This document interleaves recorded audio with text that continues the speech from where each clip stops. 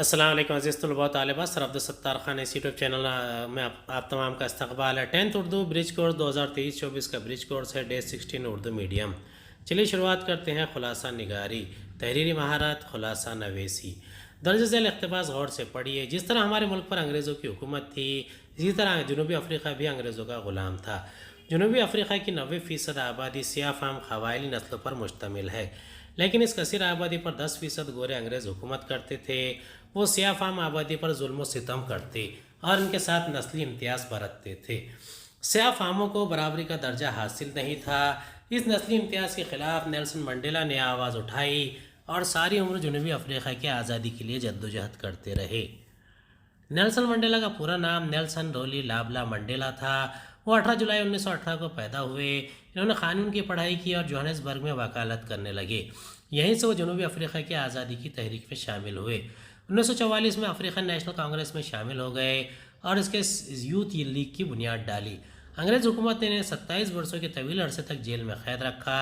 آخر کار ملک میں پھیل رہی بے چینی اور بین الاقوامی دباؤ کے تحت 1990 میں انہیں آزاد کر دیا گیا۔ 1994 میں جب جنوبی افریقہ میں عام انتخابات ہوئے تو نیلسن منڈیلا قیادت میں افریقن نیشنل کانگریس کو اکثریت حاصل ہوئی اور نیلسن منڈیلا ملک کے پہلے سیاہ فام صدر منتخب ہوئے۔ نیلسن منڈیلا کی جدوجہد اور قربانیوں کو عالمی سطح پر سراہا گیا۔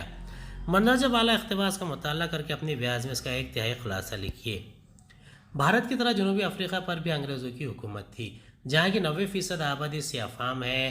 جبکہ انگریز حکومت کرتے ہیں، ظلم و ستم، نسلی امتیاز کے خلاف نیلسن منڈیلا نے آواز اٹھائی۔ 18 جولائی 1918 کو پیدا ہوئے، قانون کی پڑھائی کی اور تحریک آزادی میں شامل ہوئے۔ 1942 میں شامل ہوئے، حکومت نے 27 برسوں تک جیل میں رکھا۔ 1990 میں آزاد ہوئے۔ 1994 میں افریقہ کے صدر منتخب ہوئے اور ان کی جدوجہد اور قربانیوں کو عالمی سطح پر بے حد سراہا گیا۔ آؤ مشق کریں۔ ہندوستان کے کسی ایک مجاہد آزادی کے متعلق معلومات حاصل کر کے اپنے بیاض میں لکھیے۔ اور تخیلاتی بنیں۔ کسی اخبار یا رسالے سے کوئی ایک پیراگراف کا مطالعہ کر کے اسے اپنے الفاظ میں لکھ کر اپنے معلم یا معلمہ سرپرست سے اصلاح کروائیں۔ بیشتر معمر قارئین کرام نے ضرور سنا یا پڑھا ہوگا، لیکن نئی نسل بالخصوص شمالی ہند سے ہٹ کر چند افراد کو ہی ہندوستان کی آزادی کے لیے اپنی جانیں قربان کر دینے والے عظیم شہیدوں میں شامل اس نڈر شخص کے بارے میں کچھ واقفیت ہوگی۔ اپنی منفرد قربانی کے ذریعے اشفاق اللہ خان ناقابل فراموش انقلابی بنے۔ 22 اکتوبر کو ان کی 120ویں یوم پیدائش کے موقع پر شمالی ہند میں چند مقامات پر یادگاری اجتماعات میں اتر پردیش کے سپوت کو خراج پیش کیا گیا۔ اللہ سے دعا ہے کہ وطن کے لیے قربان ہونے والے اشفاق اللہ خان کو جنت میں اعلیٰ مقام عطا فرمائے، آمین۔ 15 اگست یوم آزادی کو ہمارے اسکول میں بھی جھنڈے کی سلامی کی پروخار تقریب کا اختتام ہوا۔ تمام طلباء صاف ستھرے یونیفارم میں صبح 7:45 بجے ہی حاضر تھے۔ صدر بلدیہ کے ہاتھوں جھنڈے کی سلامی کا اعلان تھا۔ ٹھیک 7:50 پر صدر بلدیہ تشریف لائے۔ طلباء نے تالیوں کی گڑگڑاہٹ سے ان کا استقبال کیا۔ ٹھیک 8:10 پر مہمان موصوف کے ہاتھوں ترنگا جھنڈا لہرایا گیا۔ تمام حاضرین نے جھنڈے کو سلامی دی اور راشٹر گیت پڑھا گیا۔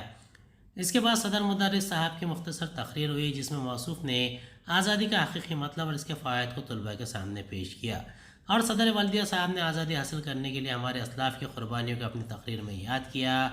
اس کے بعد طلباء کے کچھ تقاریر، ایکشن سانگ اور دیش بھکتی گیت ہوئے۔ پھر طلباء میں شیرینی کی تقسیم کے ساتھ 7:30 بجے تقریب اختتام پذیر ہوئی۔ فخر انچارج شعبہ نشر و اشاعت مدرسہ حاضہ۔ امید ہے آپ کو ہمارا ویڈیو پسند آیا ہوگا۔ اگلے ویڈیو میں دوبارہ ملاقات ہوگی۔ خدا حافظ۔